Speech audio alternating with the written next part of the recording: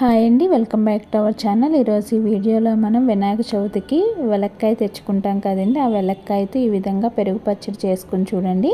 ఆరోగ్యానికి చాలా మంచిది, హెల్త్కి ప్లస్ టేస్ట్ కూడా చాలా బాగుంటుంది. తప్పకుండా ట్రై చేయండి. ముందుగా వెలక్కాయని పగలగొట్టుకోవాలండి. ఈ విధంగా వెలక్కాయని పగలగొట్టుకుంటే అందులో గుజ్జు వస్తుంది. ఆ గుజ్జుతో ఇప్పుడు మనం పచ్చడిని రెడీ చేసుకుందాము.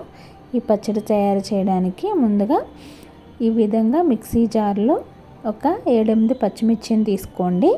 దీనికి కావాలంటే మీరు కొన్ని ఎండుమిర్చిని కూడా యాడ్ చేసుకోవచ్చు. ఒక 4-5 వెల్లుల్లి రబ్బలు, ఇందులోకి కొంచెం జీలకర్ర, ముందుగా పగలగొట్టి ఉంచుకున్న వెలక్కాయ గుజ్జు, వీటన్నిటినీ కూడా ఇలా మిక్సీ జార్లో వేసుకుని ఒకసారి గ్రైండ్ చేస్తే ఈ విధంగా అవుతుందండి. ఇప్పుడు దీన్ని పోపు పెట్టుకుందాం.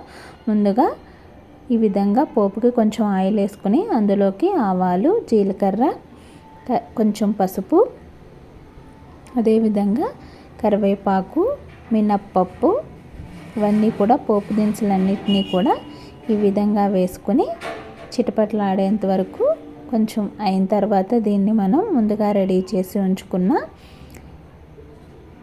ఈ గుజ్జులోకి ఈ విధంగా వేసేసుకోవాలి. ఇది కొంచెం చల్లారిన తర్వాత ఇందులోకి పెరుగుని యాడ్ చేసుకోవడమే. ఇది చాలా టేస్ట్గా ఉంటుంది. తప్పకుండా ట్రై చేయండి. ఈ వీడియో కనుక నచ్చితే తప్పకుండా లైక్ చేయండి, షేర్ చేయండి, సబ్స్క్రైబ్ కూడా చేసుకోండి. Thank you for watching.